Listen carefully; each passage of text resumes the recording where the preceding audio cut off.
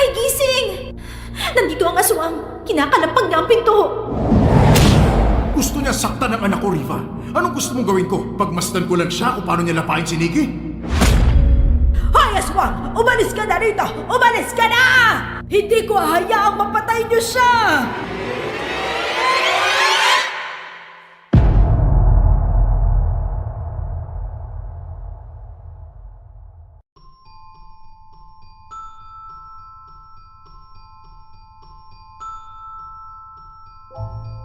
Magandang araw po, Hukom, at sa lahat ng mga kahukom. Minsan may mga taong tumutulong sa iba dahil sa pansariling motibo. Kagaya ng naranasan namin nang alukin kami ng pansamantalang matitirhan ng dating kaibigan ng nanay ko. Wala na kasing pwesto sa mga evacuation center dahil sa bagyo.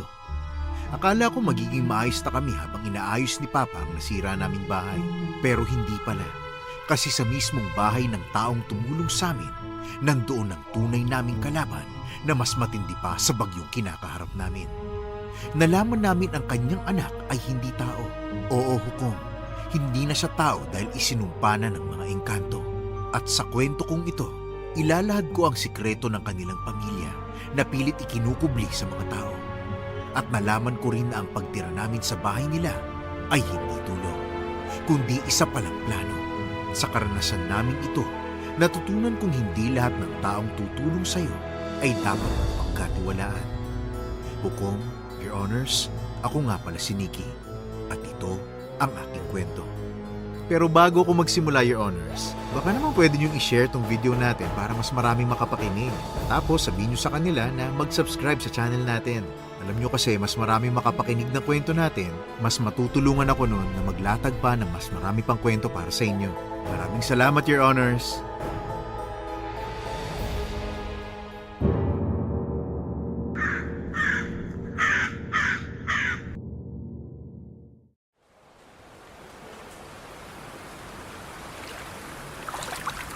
Nikki, yan!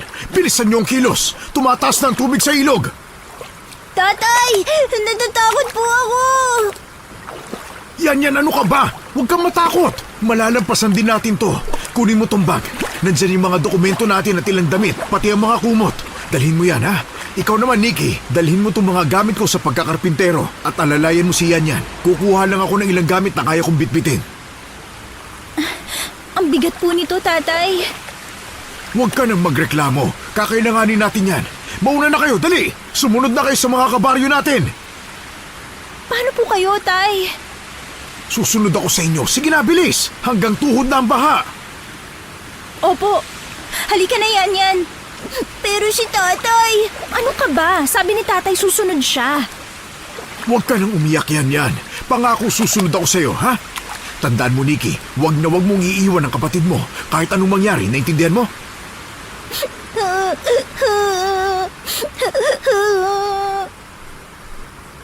Opo, tatay. Umakyat na kayo. Pumunta na kayo sa mataas na lugar. Sumunod kayo sa mga kapitbahay natin, ha? Bilisan nyo na! Tara na, Yan. Tatay! Tatay! Ano ka ba, Yan? Puro kang awa dyan eh. Kung kumilos ka na, nakaliyo na sana tayo. Ayokong iwan si tatay. Marunong ka bang lumangoy, ha? Kahit anong turo ko sa'yo, hindi ka matuto kasi nga lumulubog ka. Tapos gusto mo sumama kay tatay? Magiging pabigat ka lang sa kanya. Literal. Pero paano si tatay? Magtiwala ka lang sa kanya. Hukom, kahit natatakot ako at nag-aalangan, sumunod ako sa utos ni tatay. Nakatira kami malapit sa ilog. Akala namin ay simpleng ulan lang ang tatama sa lugar namin. Dahil sa wala kaming telebisyon noon o radyo man lang, hindi namin alam ang nangyayari. Hindi namin alam kung normal na ulan lang ba ito o bagyo. Nagulat na lang kami nang makita namin na tumataas na ang tubig sa ilog. Lumikas na rin ang iba naming mga kapitbahay. Mabilis ang kilos ko. Hinila ko kaagad ang kapatid kong si Yan para makalayo sa umaapaw na ilog. Umakyat kami sa mataas na bahagi ng lugar kung nasaan din ang mga kapitbahay namin. Umiiyak sila habang pinagmamasdan ang mga bahay na unti-unting nilalamon ng tubig. Hindi ko na nga rin alam kung paano ko nahila si Yan ngayong mabigat din ang dala ko. Malakas pa rin ang ulan. Halos hindi na ako makakita sa daan. Pero kailangan ko nang umusad at may nakababata akong kapatid na dapat intindihin. Kaya kahit maputik, tuloy-tuloy lang kami.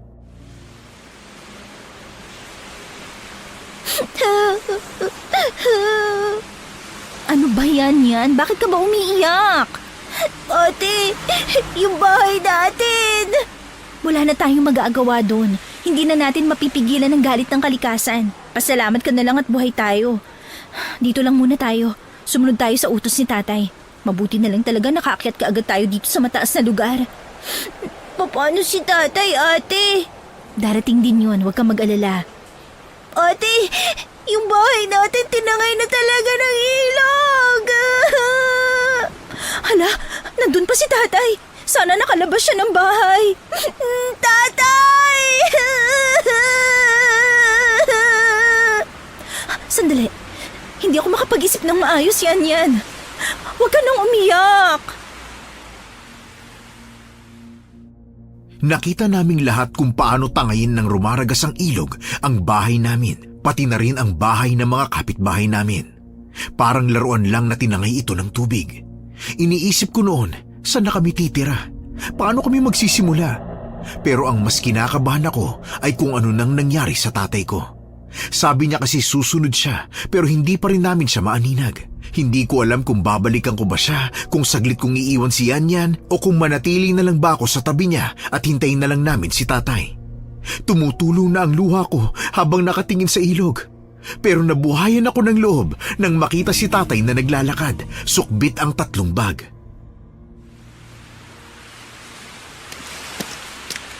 Tatay, natakot po ako.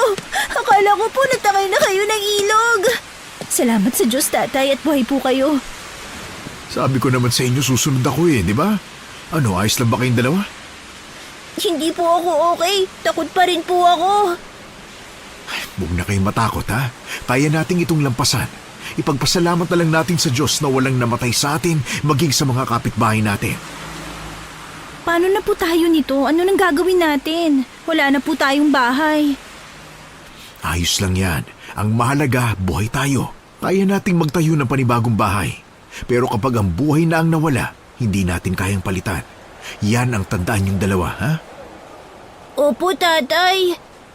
Ngayon, kailangan lang natin ng pansamantalang matutuluyan. Saan na po tayo pupunta nito? Mga anak, sa totoo lang, hindi ko alam kung saan tayo pupunta. Subukan na lang muna nating pumunta sa eskwelahan. Hukom, nagtungo kami sa eskwelahan upang makahanap ng matutuluyan o kung pwede pa kami roon. Pero masyado nang marami ang mga evacuees kaya hindi na kami nakisiksik. Wala pang tulong mula sa gobyerno kaya wala kaming mapuntahan. May mga kamag-anak si tatay malapit sa amin pero tinanggihan nila kami. Sinabihan pa kaming deserve namin ang masalanta. Ang masakit pang sinabi nila ay sana namatay na lang din daw kami. Masama ang loob nila sa tatay ko. Ang pamilya kasi ng tatay ko kahit papano nakakaalwan sa buhay. Mataas ang pangarap nila kay tatay. Yun nga lang, nagkaasawa kaagad siya. Hindi nila gusto ang nanay ko. Dahil sa desisyon nila, inatake sa puso ang lola namin at namatay. Yun ang dahilan kung bakit itinakwil siya. Tatay, basang-basa at gutom na po ako. Bakit po ganun si Tita Esther? Hindi man lang tayo pinatuloy sa bahay nila. Malaki naman po yun Huwag ka nang magtaka yan. Masasama talaga ang mga ugali nila. Nakita mo naman kung paano tayo ipagtabuyan na parang may nakakahawa tayong sakit. Huwag kayong ganyan. Tita nyo pa rin yun. Sumilong na muna tayo rito sa puno ha. Ayusin ninyo ang mga kapote nyo para hindi kayo mabasa. Basa na po talaga kami, tatay. Kaya ano pa pong silbi ng kapote na yan? Hanggang ngayon po ba, hindi pa rin po nila tayo matanggap? Narinig mo naman ang sinabi ni Tita Esther, di ba? Hindi raw niya tayo matatanggap kahit kailan. Hanggang ngayon galit pa rin sila kay tatay dahil napangasawa niya si nanay. Patay na si nanay pero ganun pa rin ang pakikitungo nila. Kayong dalawa, uunahan ko na kayo ha. Huwag kayong magtanim ng sama ng loob sa Tita Esther nyo. Bakit po hindi, tatay? Kailangan natin ng tulong niya pero ano pong ginawa niya? Pinagtabuyan tayo. Wala silang mga puso. Ang sasama ng mga ugali. Dapat silang nasalanta at hindi tayo. Ang tataas ng mga ere Nikki, hindi ko kayo tinuruan ng masamang asal ha? Pero tay... Nikki, Ganyan ba ang gusto mong matutunan ng kapatid mo? Ang manghusga ng kapwa? Hindi po yun panghusga. Totoo naman po yun. Wala kang karapatang manghusga ng tao. Kung masama man sila, hindi ikaw ang sinisira nila, kundi sila mismo. Imbis na magtanim ka ng sama ng loob, gamitin mo mga karanasan mong ito para maging maunlad ka sa buhay mo. Ayoko na makarinig ng ganyan sa inyo, ha? Opo. Sa totoo lang, Hukom, hindi ko maintindihan ang ginagawang disiplina sa amin ni tatay. Parang hinahayaan niya kaming maging api-apihan. Hindi niya kami tinuruang maging masama o magiganti o magtanim ng sama ng loob. Palagi niyang sinasabi na hindi namin alam ang mga pinagdadaanan ng ibang tao, kaya sino raw kami para manghusga. Masakit sa akin na makitang naghihirap ang tatay ko, samantalang ang mga kapatid niya mahimbing ang tulog sa mga bahay na bato. May sariling lupain at maraming pera. Sa kanya sumama ang loob ko dahil pakiramdam ko hindi niya kami kayang ipagtanggol. Nang araw na yon, muli kaming bumalik sa eskwelahan para kahit papano ay sumilong man lang. May nakita kaming matanda na panay ang kausap sa mga evacuees. Riva! Vince? Bakit ka nandito? Ay nako, Vince, Diyos ko. Mabuti naman at buhay kayo. Nako, parang gusto mo naman kaming patayin, ah. Hindi, biro lang. Ay, hindi naman. Ang ibig ko lang sabihin, may awa ang Diyos at hindi kayo pinabayaan. Ito na ba ang mga anak nyo ni Leah? Oo, Riva. Sina Nikki at Yan. Tatay, sino po siya?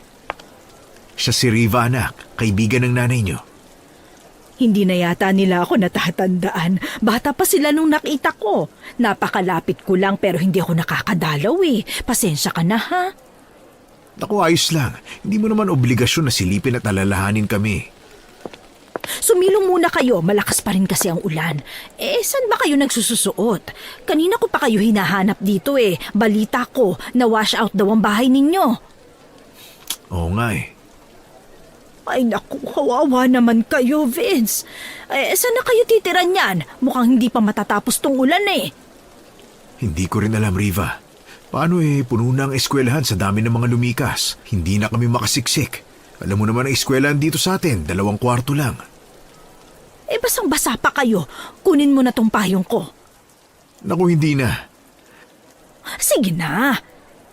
Basa na rin kami, hindi na rin namin magagamit yan. Kung sa bagay may punto ka, kung wala kayong matutuluyan, di doon na lang kayo sa bahay ko. Bakante naman ang 1 kwarto namin.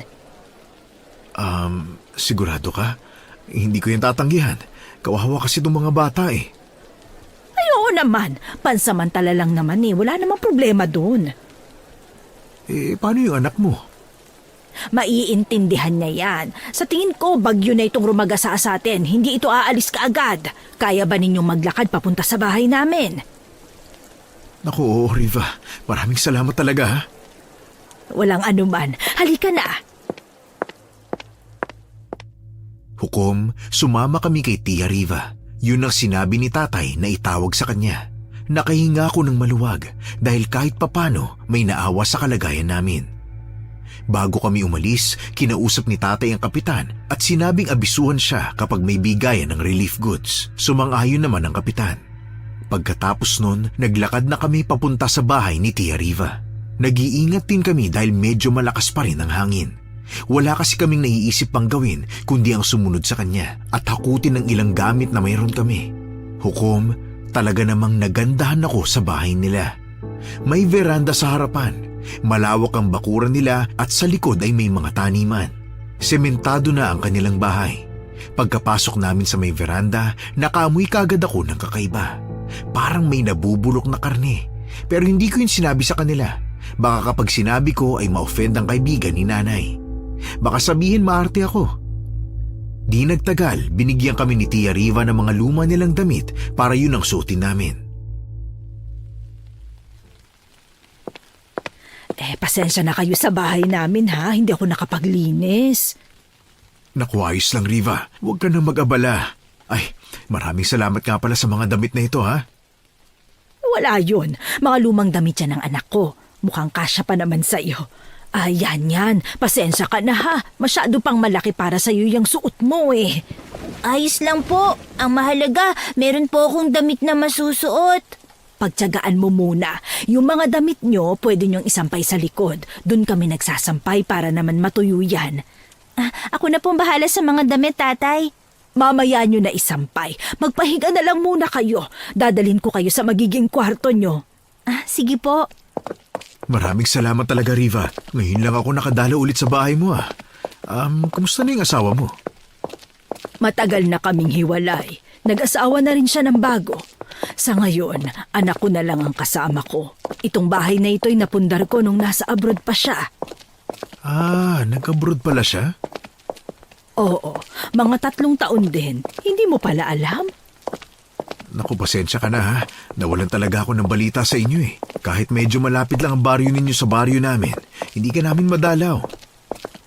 Naiintindihan ko naman. Pasensya ka na rin kung hindi ako nakapunta sa libing ni Lia, ha? Ayos lang. Sa tingin ko, naiintindihan ka rin naman ni Lia kung saan man siya naroon. Riva, kung hindi mo mamasamahin, anong dahilan ng paghihiwalay ninyo? Nahuli ko ng bababae. Marami nang nagsabi sa akin na matapos niya makauwi, nakikipagkita siya sa maraming babae. Siguro ang maganda niyang ginawa ay ang pinagawa niya ang bahay namin. At nabili niya ang bakanteng lote kaya lumawak ito. Ito pala ang kwarto niyo. Wow! Kasing laki na po ito ng bahay namin. Gamitin niyo na lang muna ito ha. Dito ang kwarto ng dati kong asawa. Saan ka naman matutulog niyan? Dun sa higaan ng anak ko. Double deck kasi yun. Sinadya namin para kapag may bisita, pwede rong matulog ang 2 tao. Naku, nakakahiya naman. Ikaw pa talagang naistorbo ng higaan. Ayos lang yun. Bisita ko kayo kaya kayo ang uunahin ko. O siya, kayo nang bahala ha. Kung may kailangan kayo, huwag kayo mahiyang tawagin ako. Mag-aasikaso lang ako ng pagkain natin. Sige. Maraming salamat talaga, Riva ha. Walang anuman. Para saan pa na naging kaibigan ako ng asawa mo?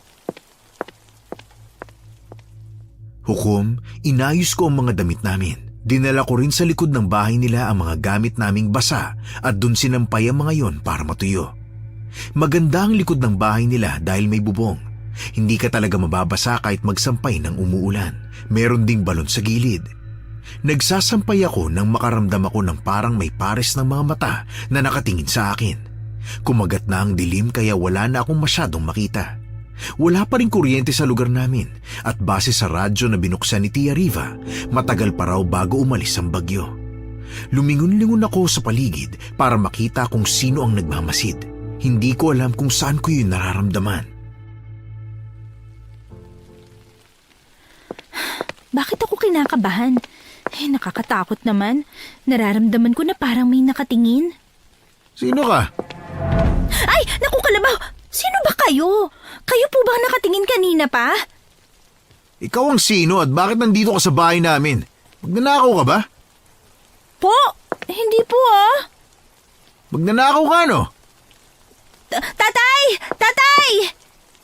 Huwag mong sabihin isang pamilya kayo na magnanakaw. Anong ginawa niyo sa nanay ko, ha? Wala po akong ginawa. Mangmaangan pa. Bitawan niyo po ako. Nasasaktan ako. Ang higpit ng hawak mo sa braso ko eh. Hihigpit pa to kung hindi ka magsasabi ng totoo. Ano ba? Bitawan mo ako sabi. Ayoko nga. Nasaan ang nanay ko? Anong ginawa niyo sa kanya? Naku, Nikki! Tatay, tulungan niyo po ako. Ogie anak, bitawan mo si Nikki. Alisin mo nga yung kamay mo sa anak ko. Sige na, ayan na. Huwag ka na manulak. Tay, sinaktan ako ng lalaking yan. Anak, huwag mo silang awayin. Hindi mo ba natatandaan si Vince? Siya ang asawa ng kaibigan ko. Sandali. Pasensya na ha. Ito ba si Nikki? Oo, siya ang anak ko. Bakit mo siya sinaktan? Ay, naku anak, ayos ka lang ba? Ayos lang po ako. Naku, pasensya ka namang Vince ha. Hindi ko alam na anak mo pala yan eh. Akala ko magnanakaw. Ogie, bago mo pagbuhatan ng kamay, lalo ng isang babae, dapat inalam mo muna. Mang Vince, hindi ko nga siya kilala eh. Gusto niyong kausapin ko pa na maayos. Paano kung magnanakaw pala talaga siya? Imbis na hulihin, iimbestigahan ko ba, ha? Teka, Nay, bakit ba sila nandito? Ayusin mo nga yung pananalita mo. Mga bisita ko sila. Ito ba ang peace offering mo dahil nag-away tayo? Mukhang mabubusog ako Ang ibig mong sabihin, siraulo ka! Vince, wag mo siyang sasaktan. Wala siyang ibang ibig sabihin. Tama, wala naman akong ibig sabihin eh. Wag mo na siyang patulan, Vince. Nakikiusap ako. Tatay, tama na po. Bakit po kayo nagsisigawan? Natatakot po ako. At sino naman tong bata? Ang cute Mukhang malaman. Layuan mo ang kapatid ko! Nakikipagkilala lang ako sa kanya. Masyado ka naman tamang hinala. Ikaw ang unang nagsimula. Manahimik ka nga, Ogie. Pumasok ka na sa loob. Bakit ba kasi nandito sila? Pansamantala silang tutuloy rito. Kapag nagawa na ang bahay nila, aalis din ka agad.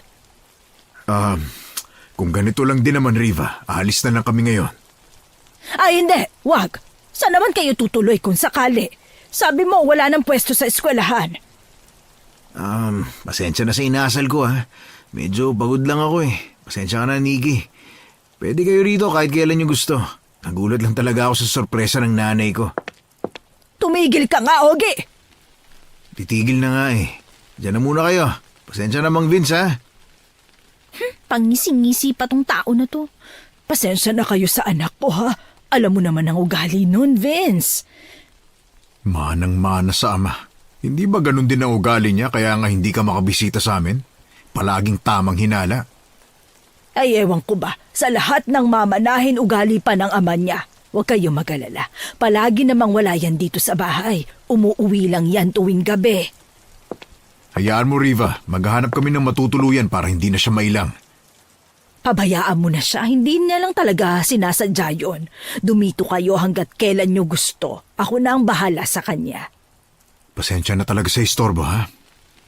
Wala lang yun, ano ka ba? Pumasok na tayo. Nagluto ko ng makakain. Sabay-sabay na tayo. Hukom, sa ilang araw ng pananatili namin sa bahay ni Tia Riva, naiilang talaga ako sa anak niyang si Ogie. Palagi siyang nakangisi at kakaibang tingin sa amin, lalo na sa akin. Kinikilabutan ako sa ginagawa niya kaya't hanggat maaari hindi ako dumidikit sa kanya. Palagi lang kaming nakasunod sa tatay namin. Araw-araw kaming bumabalik sa dating pwesto ng bahay namin. Noon ko lang naintindihan kung bakit niya pinadala sa akin ang toolbox niya sa pagkakarpintero. Yun ay dahil magagamit pala niya yon sa pagkukumpuni ng bahay namin. Tuwing gabi napapansin ko talaga na parang may nakatingin sa amin at inoobserbahan ang kilos namin. Isang gabi, nakita ko siya sa kusina na may kinakain.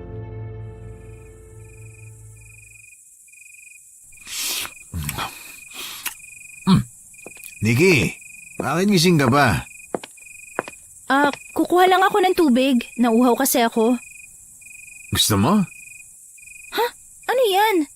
Hilaw pa yata yung kinakain mo Tama ka, mas masarap kasi kapag hilaw. Ano yung kulay pula sa gilid ng bibig mo? Ito ba? Dugo. Dugo? Oo, ngayon ka lang nakakita ng dugo. Ang mga mata mo, namumula. Bakit? Ang mata ko namumula? Baka nagkakamali ka lang. Titigan mo kaya ulit, ha? Ayan o. Hukom, bahagya akong napaatras nang tumitig siya sa akin. Kakaiba ang pagtitig niya. Para bang may gagawin siyang kakaiba. Nakatingin siya sa akin habang nilalantakan ang pagkain niya. Dinig na dinig ko ang paglagutok ng mga buto. May mga tumutulong likido sa kanyang bibig. Nanggagaling yun sa karne na hawak niya. Gusto kong masuka sa nakikita ko. Kinikilabutan din ako sa kakaibang hilig niya sa pagkain. Hindi man lang niya niluto yung karne. Para siyang mabangis na halimaw na pumapatay ng hayop sa kagubatan para kainin. Napainom ako ng maraming tubig sa ginawa niya. Paalis na sana ako nang sumulpot siya niyan. Kinukusot pa niya ang kanyang mga mata at humihikab pa. Yan, anong kailangan mo? Inaantok ka pa? Ate Nikki, iinom po ako ng tubig. Ako nang kukuha para sa'yo. Aba, dalawa pala kayong gising ah. Gusto mo kumain yan? Masarap tong kinakain ko. Ano po yan? Yan, ito na ang tubig. Huwag kang lumapit sa kanya at huwag mo na ring alamin kung anong kinakain niya. Bakit naman po? Ito, kunin mo. Masarap to. Ay, may tumutulong dugo! Ate, may dugo! Ano ka ba? Tigilan mo nga ang kapatid ko. Sira ka talaga no? Relax lang kayo. Ketchup lang yan Masyado kayong mapaniwala eh. Nakakatawa talaga kayo. Kung nakita yung mga itsura nyo. Ketchup daw. Palusot pa. Natatakot na ang kapatid ko. Wala ka talagang dinudulot kundi pangiinis eh. Hoy, Nikki. Hanggat nandito ka sa bahay namin, kung anong gusto kong gawin, wala kang magagawa. Halika na yan. Huwag tayong makipag-usap sa mga sirang katulad niyan. Masyado kayong seryoso sa buhay. Halika na yan. Huwag ka nang umiyak ha. Tumigil ka na. Baka marinig ka ni tatay. Alam mo naman pagod yun kakaayos ng bahay natin. Konti na lang makakabalik na tayo. Magtiis-tiis ka lang ha. Sorry ate ha. Okay lang yun. Hindi mo naman kasalanan eh. Hukom, umini talaga ang ulo ko sa Ogie na yon. Ang hiling niya kaming tuksoin. May isang beses pa nga na nakita ko siyang kakagatin na sana yung kapatid ko kung hindi ko lang siya sinaway. Palaging humihingi ng dispensa sa amin si Tia Riva. Ang sabi niya, pagpasensyahan daw yung anak niya. Ganun daw talaga yung magbiro eh. Hindi naman kami pumipirmi sa bahay at ganun din si Ogie. Kung minsan, ilang araw itong nasa gubat para mag-uling. Hindi na namin sinabi pa ang nangyari sa tatay namin at baka lalo lang din mainis sa kanya. Kinabukasan, sumama naman kami kay tatay. Inabot na naman siya ng ilang oras sa pag-aayos ng bahay. Bunsod nga ng baha, maputik ang lupa. Paminsan-minsan pa rin umuulan kaya natitigil siya sa paggawa. Tatay, kailan ba natin pwedeng tirhan tong bahay? Baka matagalan pa anak. Alam mo naman ng panahon umuulan pa rin. Tsaka haligi pa lang ang nagagawa ko. Yung mga kapitbahay natin kahit gustong tumulong, wala rin silang oras. Kailangan din nilang magtayo ng sarili nilang bahay. Ano, gusto niyo ba sumama? Maghahanap tayo sa gubat ng gagamitin natin sa paggawa. Kulang kasi yung nahakot ko eh. Opo tatay, sasama po kami. Tutulong po kami para makatapos na tayo at nang makalipat na. O halika na, maglakad na tayo. Tatay, gusto ko na pong umalis sa bahay nila Tia Riva. Natatakot na po ako sa bahay na yun eh. Bakit naman? Tatay, sino naman ang gustong magtagal kapag may kasama kang weirdong tao? Nakakairita kaya yung ugali ng Ogie na yun? At saka tay, tuwing gabi palagi pong bumubukas ang pintuan. Tapos may nakatayong maitim na baboy pero yung mukha niya parang hindi pang baboy eh. Anong ibig mo sabihin yan? Kailan pa yan nangyari yan, ha? Bakit hindi mo naman sinabi sa amin yan? Gabi-gabi po. Mahimbing po palagi kasi ang tulog niyo eh. Ay, nako.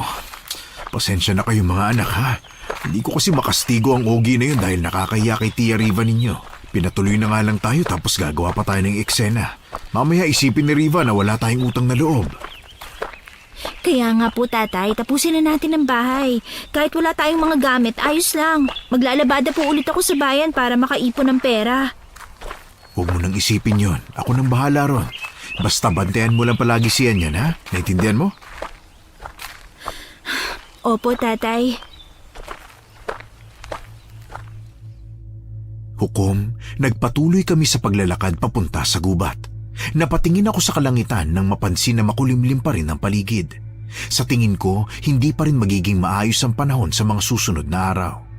Naghanap na kami ng mga kahoy na pwede naming gamitin, maging mga pawid na gagamitin bilang bubong. Inabot na din kami ng dilim at tanging 2 lampara lang ang meron kami. Nauna na si tatay para magdala ng mga kahoy at ilang pawid, samantalang kami ay nagdala rin ng mga pawid.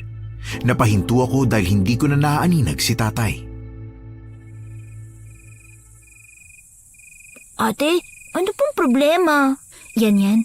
Saan nagpunta si tatay? Nakita mo ba kung saan siya dumaan? Dumiretso lang po siya. Pero wala nang daan sa harapan natin. Puro nakakahuyan to eh. Sandali, titingin lang ako sa paligid ha. Hindi pamilyar sa akin ang lugar na to. Nasaan na ba tayo? Ate, narinig mo ba yun? Parang may baboy sa paligid. Dumito ka muna sa likod ko, Yan. Bilisan mo. Opo. Naririnig ko rin. Parang papalapit ang tunog. Magtago tayo. Lumusot ka rito, dali. Ano kaya yun, ate? Hindi ko rin alam. Huwag ka maingay, ha? Hukom, nagtago kami sa kakahuyan. Dinig na dinig namin ang umaangil na tunog ng hayop. Yung tunog niya na parang kagaya sa baboy ramo. Muntik nang mapasigaw si Yan kung hindi ko lang natakpan kaagad ang bibig niya. Ang hayop kasi na nakita namin, isang ang baboy ramo pero kakaiba ang itsura niya kumpara sa normal na baboy. Ang kanyang mga mata ay magkaiba ng kulay. Matitingkad na pula at dilaw ang mata. Ang pangil nito ay paarko pa itaas. Mas mahaba yun kumpara sa normal na pangil. Grabe hukom, kinilabutan ako nang makita na kapag tumatama ang pangil niya sa mga halaman, napuputol din ito agad. Senyales na matatalas ang pangil nito. Maitim din ito at makapal ang balahibo sa katawan. Ate, natatakot po ako.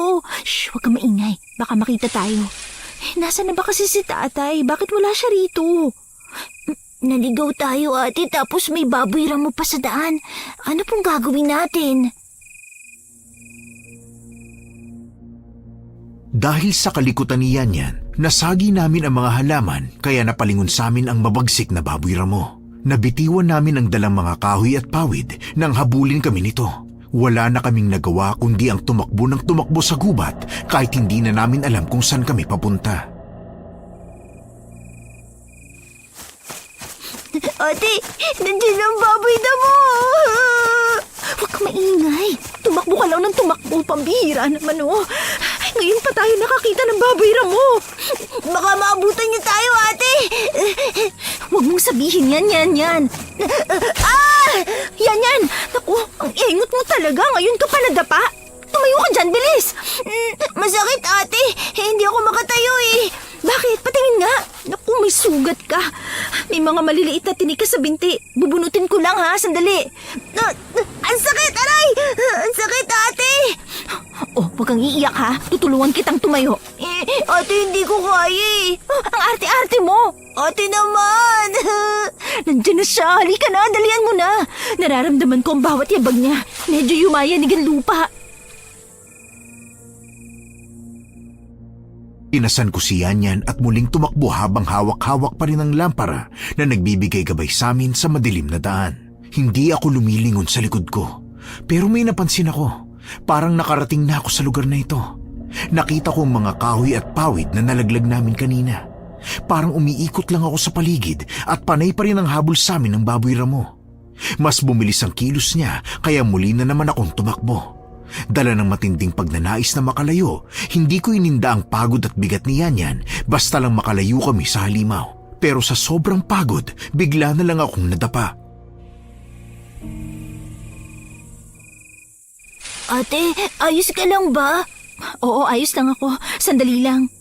Ate, nandiyan na ang baboy ramo.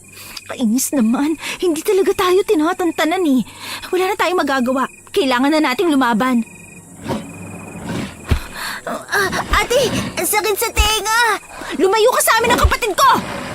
Ate, natatakot po ako! Lumayo ka! Layo! Sinubukan ng baboy na sugurin kami pero itinapat ko sa kanya ang lampara. Nakita ko kung paano siya umatras ng matapat yun sa kanyang muka. Tumayo ako at naisip kong ipangtaboy ang apoy ng lampara. Sabi ni tatay, takot ang mga baboy ramo sa amoy ng usok o apoy, kaya kumuha ako ng tuyong daon sa paligid. Inilusot ko yun sa lampara para masunog ito, saka inilabas at itinapon sa mabangis na hayop. Hukom, sigurado akong hindi yun normal na baboy ramo lang. Sa pagkakaalam ko, takot din ang mga baboy ramo sa tao, pero ito, hinahabol pa kami. Sige, ano ha? Sumugod ka! Takot ka, ano? Ate, lumalayo siya!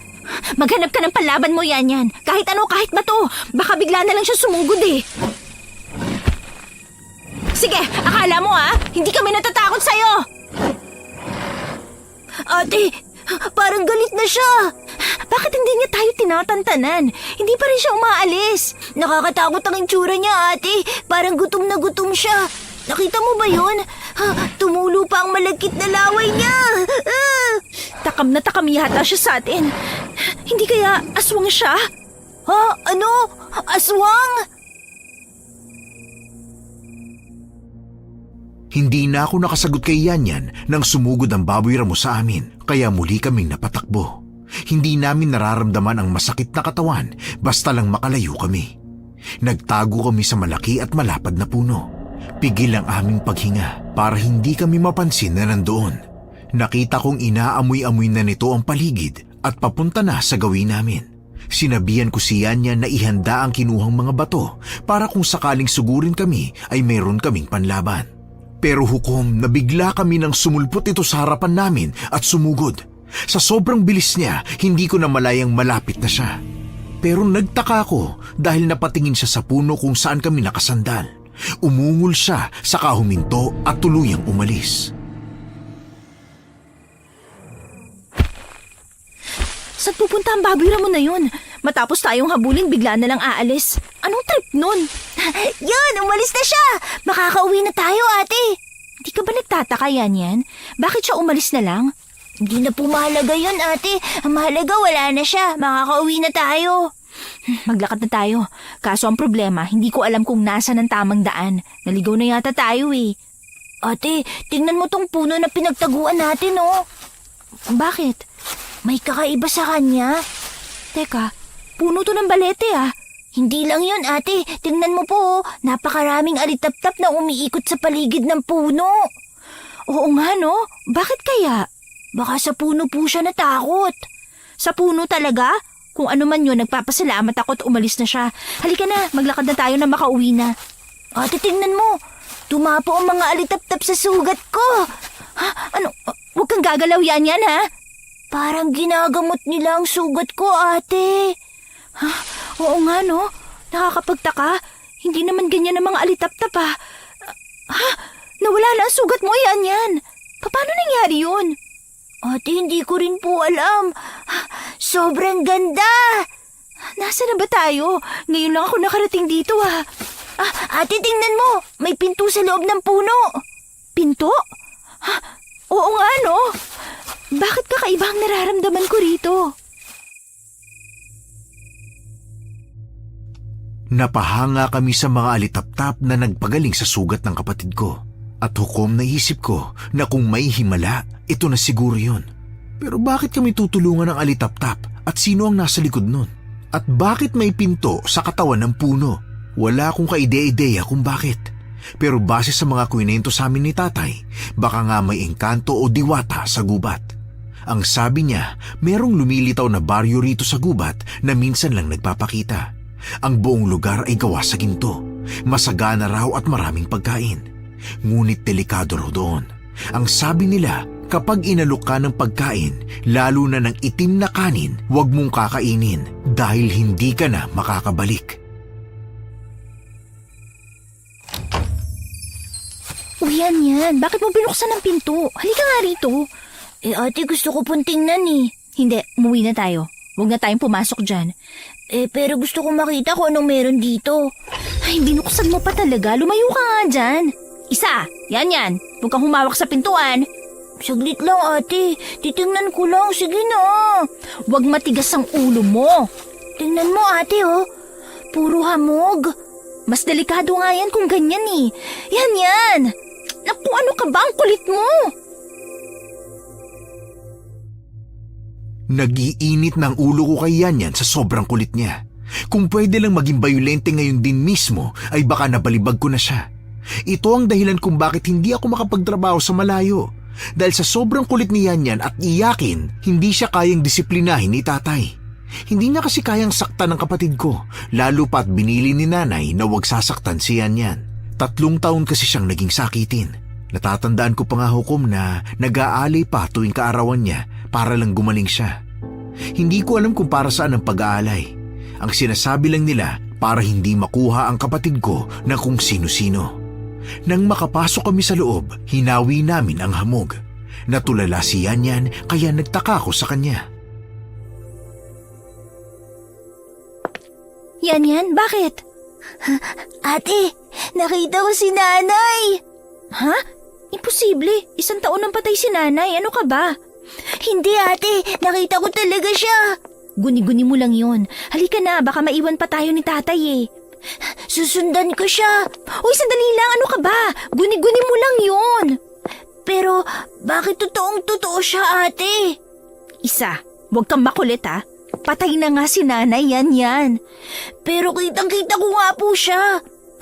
Ayun na naman po siya oh. Pinapalapit po niya ako. Hindi nga totoo ang... Ha? Nanay? Nanigas ako sa kinatatayuan ko. Para akong tinakasan ng bait. Kitang-kita ko si nanay. Nakasuot siya ng puting damit. Matingkad ang pagkabuti noon. Mahaba ang kanyang buhok na tila inaalon dahil sa lakas ng hangin. Napansin kong nakayapak lang siya. Sumisenya siya sa amin. Gaya ng dati, palagi siyang nakangiti. Kahit noong may sakit siya, palagi siyang nakangiti. Pinapakita niya sa aming ayos lang ang lahat kahit nahihirapan na siya. Hindi ako makapaniwalang nandoon siya sa kagubatan, lalo na sa loob ng puno na ito. At kahit alam kong may posibilidad na baka guni-guni ko lang ang lahat, nawala na rin yun sa pag-iisip ko, lalo na nang marinig ko ang boses niya. Napaluhan na lang ako, Hukom. Gusto ko siyang yakapin at umiyak sa mga bisig niya. Malamang yun din ang nararamdaman ng kapatid ko. Pero bigla akong bumalik sa realidad nang makita na patakbong sumusunod sa kanya si Yan. Nanay! Yan! Huwag kang sumunod! Ay, pambihira. Imbis na makaalis kami, tuluyan pa siyang pumasok sa loob. Wala na akong magagawa kundi sundan siya. Talaga naman, sobrang kulit talaga. Sandali lang, Yan! Ay, ikaw talagang bata ka, oh! Nanay! Maglalaro kami ni nanay! Yan, ano ba? Bitawan mo ako ate! Susunod ako kay nanay! Hindi kita bibitawan. Hindi si nanay yan. Wala si nanay. Wala na siya. Makinig ka naman sa akin, Yan, oh. Paano hindi si nanay? Nakita mo naman ate, siya talaga yun. Huwag kang magpapaloko. Maraming engkanto sa gubat. Baka pinaglalaroan lang tayo. Bitawan mo ako ate! Maglalaro kami ni nanay! Hindi nga pwede. Ang kulit mo. Ayaw mong tumigil, ha? Ate! Bakit mo ako sinampal? Para magising ka sa katotohanan. Wala na si nanay. Naiintindihan mo ba? Kailangan ko bang sampalin ka pa ng paulit-ulit para lang maintindihan mo hindi na siya babalik, ha? Si nanay yan nakita ko eh. Si nanay talaga yun. Kung ayaw mo maniwala, bahala ka. Bitawan mo ako. Uuwi na tayo. Halika na. Nanay! Nagpakita na naman siya. Hoy, ikaw! Hindi mo kami maloloko. Alam naming patay na si nanay. Nay! Huwag po kayong aalis ha! Ano ba yan? Tawa mo nga ako! Aray! Kinagat mo pa talaga ako, ah. Tumakbo pa. Yan! Sandali lang! Yan! Hinabol ko ng hinabol si Yan, pero kahit anong takbo ko, hindi ko siya maabutan. Hinihingal na ako sa pagtakbo pero parang wala pa rin nangyayari. Sumusunod pa rin siya sa babaeng kamukha ng nanay ko. Napansin ko lang na sa bawat madaanan namin ay nagliliwanag ang paligid. Ang mga puno ay lumiliwanag na para bang gawa sila sa ginto. Ang kalangitan ay napupuno ng matitingkad na bituin at maraming bulalakaw ang makikitang bumabagsak. Umiling ako para iwaksi ang nakikita ko. Alam kong pinaglalaroan kami pero hindi ko maiwasang mamangha sa paligid kapag nagbabago ito. Nanay! Maglalaro kami ni nanay! Ano ba yan? Napapagod na akong tumakbo, ha? Nakakaasar ka na. Ate, tingnan mo ang paligid oh, sobrang ganda. Dito pala nakatira si nanay. Ano bang pinagsasasabi mo? Hindi si nanay yun. Pinaglalaroan tayo ng engkanto. Halika na, umuwi na tayo. Ayoko nga ate. Hanapin ko si nanay at makikipaglaro ako. Siguradong matutuwa si tatay kapag nakita niya ulit si nanay. Anong matutuwa? Tsaka kung kikilabutan yun. Nasaan na ba tayo? Ano bang lugar to? Sa tagal ko na sa lugar na to, ngayon ko lang to nakita. Kulang ang salitang maganda kung ilalarawan ko ang nakikita ko sa lugar na ito. Para kang nasa isang paraiso. Dinig na dinig ang mga ibong tila nagkakantahan kung humuhuni. Ang lahat ng nasa paligid ay kumikislap na parang ginto. Ang dumadaloy na tubig sa ilog ay kumikintab din dahil kitang-kita ang ilalim na may mga batong umiilaw ng iba't ibang kulay. Sa bawat hakbang ko, para akong nasa ibabaw ng piano na gumagawa ng munting melodya. Pagtingin ko, bigla akong nangamba. Dahil parang salamin pala ang ilalim ng tubig na tinatapakan ko. Nakikita ko rin ng mga isda sa ilalim. Ito ba talaga ang tahanan ng mga engkantada? Napakaganda. Ate, ang ganda, no? Siguro masayang tumira rito. Yan, huwag kang magsalita ng ganyan. Baka hindi ka na makabalik sa totoong mundo. Tinitingnan nila tayo. Halika na, umalis na tayo dito. Ayoko pong umalis hanggat hindi ko nakikita si nanay. Maglalaro raw kaming dalawa eh. Ano ba? Ang kulit mo talaga. Sinabi ngang wala na si nanay eh. Sumama ka na sa akin, naalis na tayo dito. Ate, ayoko sumama. Dito lang ako kasi nandito si nanay. Bakit ba ang kulit mo? Makinig ka nga, patay na si nanay. Hindi na siya babalik. Kapag namatay ang tao, hindi bumabalik ang kaluluwa niya sa lupa. Ibig sabihin lang nun, pinaglalaroan tayo ng mga engkanto. Naalala mo ba kung ano sinabi ni tatay sa atin? Kapag nakarating tayo sa lugar na maganda at maraming ginto, ibig sabihin, nasa ibang lugar tayo. Pero si nanay, ate. Ha? Ayun si nanay! Nay! Hintayin mo ako! Hoy, yan! Nakatakas na naman siya. Kailangan ko siyang habulin. Kakainis. Naasar na talaga ako. Kung kailangan ko siyang kaladkarin, gagawin ko talaga. Muli na naman akong naghabol kay Yan. Sa isip ko, maabutan ko lang siya, talagang kakaltukan ko siya sa ulo para magtino. Lahat ng mga tao sa paligid nararamdaman kong nakatingin sa akin. Wala silang emosyon pero pakiramdam ko, tumatago sa mga tingin nila sa akin. Maraming dumaan sa paligid kaya naantala ang pagsunod ko sa kanya. Hinahawi ko ang mga tao hanggang sa nawala na siya sa paningin ko. Gusto ko nang umiyak noon pero naisip ko rin na wala namang magagawa ang pag-iyak. Kailangan kong magpakatatag at mahanap ang kapatid ko. Hanggang sa nakita ko siyang tumatakbo at hinahabol ang babaeng kamukha ng nanay ko. Masaya ang itsura niya. Dama ko ang pangungulila niya sa aming ina. Yan! Ate Nikki! Mabuti naman at ligtas ka. Wala naman pong nanakit sa akin eh. Umalis na tayo rito. Hinahanap na tayo ni tatay panigurado. Pero ang sabi ni nanay, gusto niya na tumira na lang ako rito. Ano? Hoy ikaw! Wag na wag mong kukunin ang kapatid ko. Alam kong hindi ikaw ang tunay naming nanay. Ginagamit mo lang ang imahe niya para malinlang kami. Hindi mo makukuha ang kapatid ko. Ate, bakit ka ba nagagalit sa kanya? Gusto lang naman daw niyang makasama tayo eh. Sabihin mo nga sa akin yan. Binigyan ka ba niya ng itim na kanin? Opo. Ano? Kinain mo ba? Ano?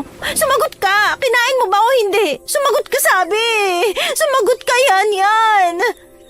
Tama na po ate! Natatakot na po ako sa'yo! Bakit kasi ang tigas-tigas ng ulo mo? Sinabi ko na sa'yo hindi siya si nanay. Dahil kung totoo siya, hindi niya sasabihin sa ating dumito na lang. Masiisipin niya na maiiwan natin si tatay kung hindi tayo uuwi. Naintindihan mo ba? Bakit kasi ang tigas ng ulo mo yan? Naku, ang sarap mong paluin eh! Ate, tama na! Masakit po yung puwet ko! Dapat lang sa'yo dahil hindi ka nakikinig sa akin. Kapag hindi tayo nakabalik, paano na si tatay? Hindi ko naman po kinain ng kanin eh. Nandito po sa bulsa ko yung supot oh. Ito po oh. Ha? Totoo ba yan? Opo. Sabi ko kasi pag-iisipan ko. Mabuti naman. Salamat. Nasaan ang kanin? Ilabas mo. Ito ate oh. Itapon na natin yan. Tandaan mo, babalik tayo kay tatay. Hinihintay niya tayo. Ate. Sorry ah. Sorry din. Nadala lang ako ng emosyon ko. Akala ko kasi nakain mo yung kanin eh. Kapag nakain mo yun, hindi ka na makakabalik sa atin. Sa susunod, wag na wag mong kakainin ng mga kahit anong ibigay nila. Sa amin ka lang ni tatay makinig. Naintindihan mo, ha? Opo, ate. Humawak ka sa kamay ko. Aalis na tayo dito. Nawala na si nanay. Sinubukan naming makapaglakad-lakad sa kung saan. Nagbabakasakali na makaalis kami sa magandang lugar na yon at mahanap ang pintuan kung saan kami nanggaling. Oo, maganda ang lugar, Hukom. Para kang hinihili ng kapaligiran. Pero may kulang sa kanila. Emosyon. Mainit na pagmamahal. Wala ang lahat ng yon. May nakikita kaming mga pamilya pero wala silang reaksyon sa isa't isa. Niwala nga akong nakitang masaya sa lugar na yun. Nagpatuloy kami sa paglalakad pero kahit anong lakad namin, hindi namin mahanap ang daan. Inikot namin ang paligid pero wala ang pinto. Kinakabahan na ako sa ginagawa namin. Baka hindi na kami makaalis dito. Tahimik akong nagdasal sa aking isip. Ate, kanina pa tayo naglalakad. Napapagod na ako eh. Pwede bang magtanong na lang tayo sa mga tao rito? Ano ka ba? Paano kung imbis na ituro nila sa atin ang daan, iligaw pa tayo? Ikaw kasi, sinabi ko na kasi sa'yo huwag ka nang sumama sa babaeng kamukha ni nanay. Nasa na kaya si nanay? Hindi man lang ako nakapagpaalam sa kanya. Hay naku, ewan ko sa'yo. Naiinis na naman ako ha. Kung pwede ka talagang gulpihin ako, nagawa ko na. Tingnan mo ate oh. May mga alitap-tap na naman. Iba't iba ang kulay. Saan ka na naman pupunta ha? Baka makita natin ang daan kung susundan natin sila. Sandali lang. Baka lalo tayong mapahamak nan eh. Huwag natin silang sundan kung saan sila pupunta. Doon tayo pumunta sa kung saan sila nanggaling. Sige po ate. Sana makalis na tayo dito. Pakiramdam ko mababasag ang nilalakaran natin eh. Ate ang ganda. Para tayong naglalakad sa tubig oh. Sana may ganito rin sa atin. Kapag may ganito sa atin, hindi ko talaga pupuntahan. Ate, alam mo ba? May binigay sa akin si nanay. Kulit mo, hindi nga si nanay yun. Basta, may binigay siya. Ang sabi niya, hindi ako masasaktan ng halimaw kapag dala ko yun. Bakit kinuha mo? Paano kung may sumpabala yan? Itapon mo na. Ayoko ate. Sabi ni nanay, itago ko lang tong puting bato eh. Sabi niya, magiging proteksyon ko raw to. Hindi mo magiging proteksyon yan. Akin na. Ano ba to? Simpleng bato lang naman to ah. Akin na yan ate, akin na. Tigilan mo nga ako, naiinis na ako sa'yo ah. Huwag ka nga laging iyak ng iyak, napaka-arte mo. O yan, sa'yo na. Kapag hindi natin nakita ang daan pa uwi, itatapon mo yan ah. Baka yan pa ang dahilan kung bakit hindi natin makita ang pinto. Maliwanag ba sinabi ko ha? Opo ate. Pinuntahan namin kung saan nanggagaling ang mga alitap-tap. Napangiti ako dahil nakita na namin ang pintuan matapos naming hawiin ang hamog sa paligid. Dali-dali akong tumakbo habang hinihila si Yan. Wala kaming naging problema sa paglabas. Takang-taka kami dahil sikat ng araw ang sumalubong sa amin. Nakita rin namin sina Tatay, Tia Riva at isang babae na hindi ko kilala. Nakaluhod siya sa puno ng balete. May hawak siyang rosaryo at may mga alay na pagkain sa harapan. Nakatulala lang sila sa amin. Nakapagsalita lang sila nang lumapit si Yan kay Tatay at saka yumakap. Anak! Mga anak ko! Saan ba kayo nanggaling? Tatay! Nakalaro ko po si nanay! Ano? Ay, salamat. Nakalabas din kami. Tatay, yung sinasabi niyang si nanay, yung engkanto yun na ginayang mukha niya. Ay, Nikki! Diyos ko, ano nangyari sa inyo? Ay, salamat sa Diyos, bumalik na kayo. Salamat din, Shaira, ha? Maaasahan ka talaga. Walang anuman. Ang mahalaga nakalabas sila sa kaharian ng mga piritay. Maraming salamat sa tulong po ninyo. Wala yon. Sa susunod, huwag kayong magpagala-gala sa gubat lalo na sa gabi. Maraming piritay ang mapaglaro. Mabuti na lang at nakausap ko ang pinuno ng mga piritay. Pinabalik pa kayo rito. Ano ba nangyari sa inyo? Isang linggo na kayong nawawala! Po? Isang linggo? Oo, anak. Pero saglit lang naman kami ron ah. Sa tingin ko, nakarating kayo sa Gintong Baryo. Ha? Gintong Baryo? Ang baryo na yon ay lugar ng mga piritay. Sila ang mga mapaglarong engkantada. Mahilig silang manggaya ng mukha na pamilyar sa mga biktima nila. Kaya pala nagaya ng engkanto ang nanay namin. Yun ang dahilan kung bakit kami napasok sa baryong puro ginto. Paminsan-minsan silang lumilitaw sa pusod ng gubat. Kapag may mga taong inabot ng gabi sa gubat, magpapakita ang portal sa puno ng balete o sa kahit saang puno na magustuhan nila. Aakitin nila ang sinumang tao upang pumasok at ang baryong yon ay magmimistulang baryo na walang hangganan. Sasadyain din nilang iligaw ang mga magtatangkang lumabas mula ron. Ha? Pero bakit po nila yung ginagawa? Para magparusa. Kung minsan din naman, talagang mapagbiro lang sila. Pero bago kami napunta sa baryong yon, may humahabol sa aming baboy ramo. Totoo ba yun, Yan? Totoo po yun. Kakaibang baboy ramo po siya. Sa tingin nga namin aswang siya eh. Aswang? Ayos lang po yun, tatay. Ang mahalaga nakabalik na kami. May posibilidad ngang aswang ang nakita nyo. May gumagalang aswang sa baryo natin. Isang harimudon. Harimudon? Oo, isang uri ng aswang na kaya lamang mag-anyong baboy ramo. Ha? Ibig sabihin, muntik na pala kami maging pagkain ng harimudon? Ay, naku! Takot na takot po kami, tatay! Naku, pasensya na kayo mga anak ha. Nauna na ako sa inyo. Hindi ko dapat kayo iniwan sa gubat. Maglakad na tayo palayo. Baka abutin pa tayo ng dilim dito. Mahirap na at baka makasagupa pa natin ang hayop na aswang. Paano mo nasabing hayok ang aswang kung hindi mo pa naman siya nakikita? Dahil nakita ko kung ano nangyari sa mga biktima. Kahit pa, hindi mo dapat hinuhusgahan ang mga kagaya nila. Ano bang alam mo sa mga aswang? Huwag mong sabihin na kilala mo ang aswang na pag-alagala sa baryo natin. Wala akong sinabing ganyan, ha? Tama na. Hindi nyo kailangan magtalo-talo. Hukom, nalaman kong hindi pala magkasundo si Tia Riva at Ate Shaira. Ang sabi ni tatay, albularyo raw si Ate Shaira sa edad niyang 30 taon. Nadaanan pa namin ang bahay ni Ate Shaira, kaya ang sabi niya kung mangailangan kami ng tulong, alam daw namin kung saan siya pupuntahan. Umuwi kami sa bahay ni Tia Riva. Nung hapon ng araw na yon, kumain kami at naghanda na sa pagtulog. Hinayaan naming matulog si Yan. Mukhang pagod na pagod siya sa kalalaro sa lugar ng mga engkanto. Ay, Nikki, pasensya ka na ha. Kung nandito pa rin tayo sa bahay ni Tia Riva mo. Simula kasi nang nawala kayo, hininto ko munang pag-ayos ng bahay natin eh. Ayos lang po, tatay. Hindi ko akalain na ilang araw pala kaming nawala. Magtutulong-tulong po ulit tayo para matapos na po yun. Naku, maraming salamat sa pag-unawa mo anak ha. Sige, matulog ka na. Matutulog na rin ako.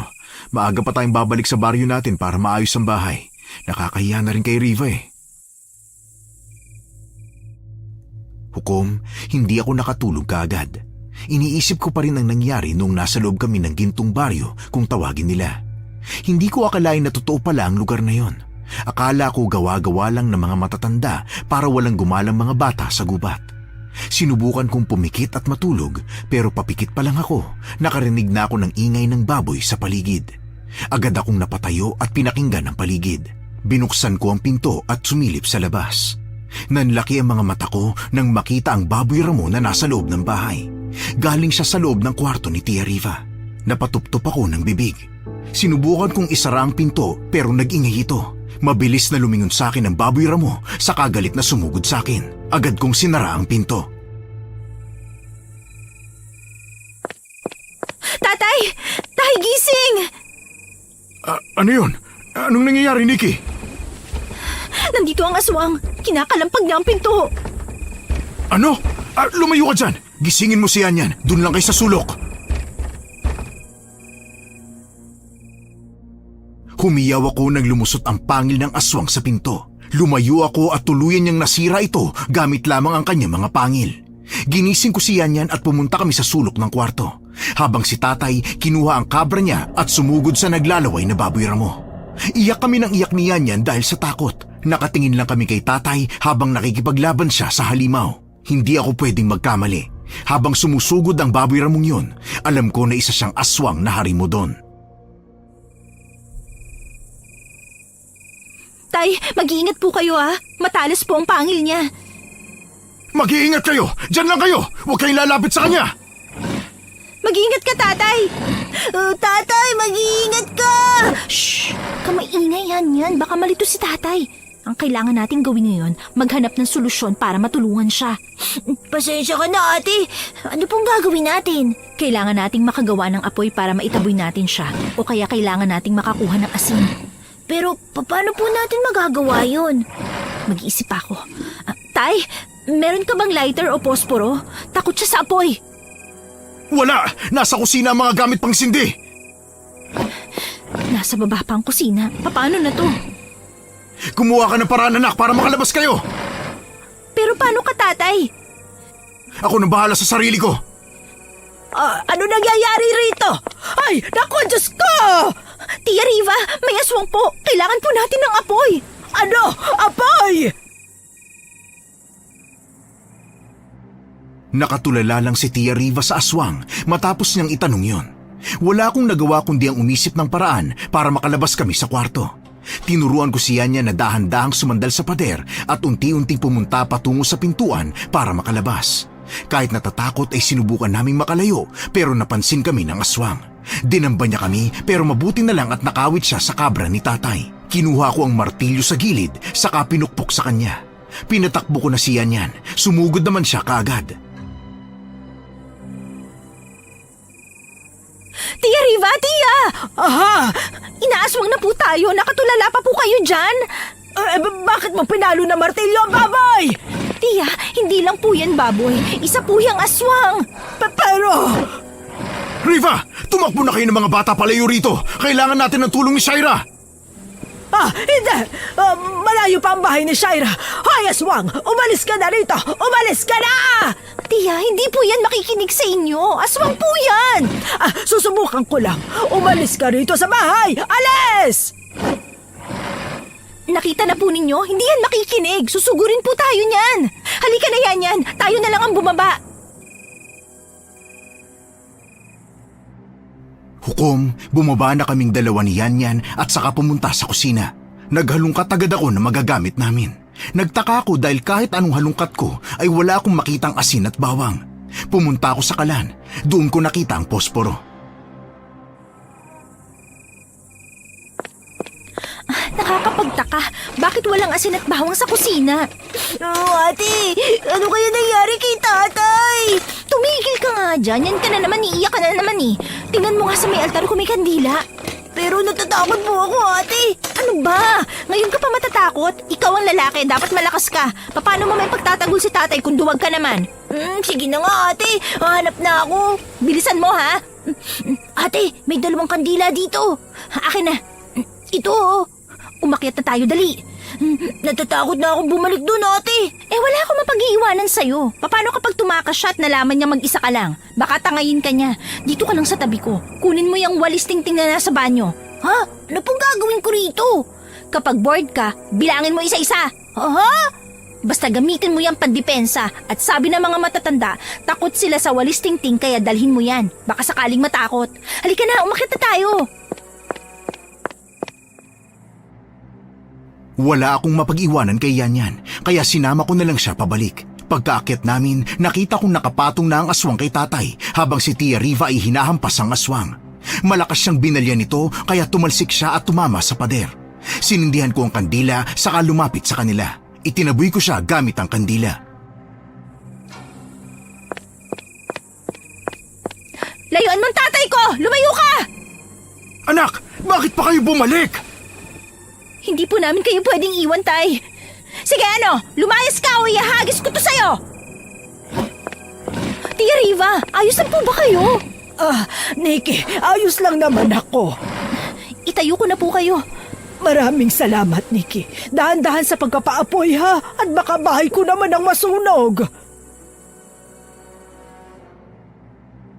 Hindi na ako nakasagot dahil dinambahan na ako ng aswang. Napahiga ako sa lakas niya.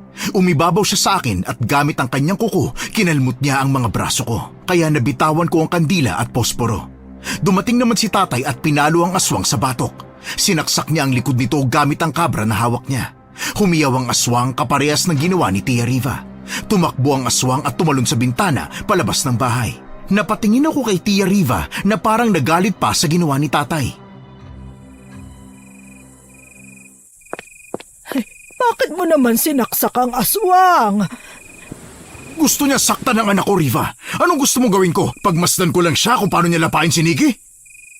Tinaboy na lang natin sana siya. Kung ganun kadali yun, hindi na sana tayo nahirapan. Kanina mo pa siya sinusubukang itaboy pero may nangyari ba? Kahit pa, hindi mo siya dapat sinaktan. Tia Riva, sinaktan ka rin po niya. Ibig sabihin, delikado talaga ang aswang na yun. Hindi niyo ako naiintindihan. Hindi na kayo naawa. Talagang hindi ka namin maiintindihan. Gusto mong mahawa kami sa aswang na gustong pumatay sa mga anak ko? Kahit ikaw nalagay ka sa peligro, pero parang baliwala yun sa'yo. May pinapangalagaan ako mga bata, kaya kung may magtatangka sa buhay nila, hindi ako mangingiming lumaban, Riva. Pasensya na. Naiintindihan naman kita, kaya lang. Pasensya ka na rin, Riva. Baka mga anak ko ang hinahabol ng hayop na yon. Hayaan mo, bukas na bukas din ay aalis na kami. Saan naman kayo pupunta? Hindi pa gawa ang bahay ninyo. Kami nang bahala ron. Sa ngayon, iistorbohin ka muna namin ng isang gabi. Walang problema sa akin, Vince. Dumito kayo kahit kailan nyo gusto. Pasensya na talaga. Nadala lang ako. Hukom, unti-unti akong nagkaroon ng pagdududa sa ikinikilos ni Tia Riva. Hindi ako nanguhusga pero base sa aksyon niya, sa tingin ko ay nag-aalala siya sa aswang. Idagdag pa na walang bawang at asin sa bahay nila. Ginamot ni tatay ang mga sugat ko sa braso. Maswerte na lang talaga ako at hindi pangil ungipin niya ang ginamit niya sa akin. Baka naputol na ang braso ko kapag nagkataon. Nagsindi kami ng lampara malapit sa higaan namin. Sinubukan naming tatlo na muling matulog at umasang hindi na kami babalikan ng aswang. Wala rin kasi kaming mga panlaban. Nilagay ko na lang ang walis sa may pintuan. Kinabukasan, nagising ako na wala na ang tatay ko. Bumaba ako at nakita kong may lalaking nasa kusina. Matindi ang paglantak niya sa kinakain. Sino ba itong mukhang baboy kung kumain?